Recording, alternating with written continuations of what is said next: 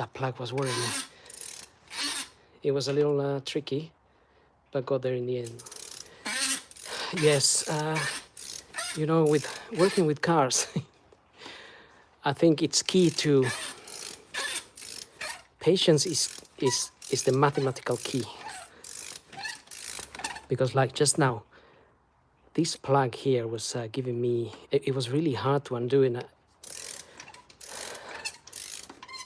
And you can lose your cool and then you snap it. Luckily I didn't. I do have a lot of patience. I've been a patient all my life, as in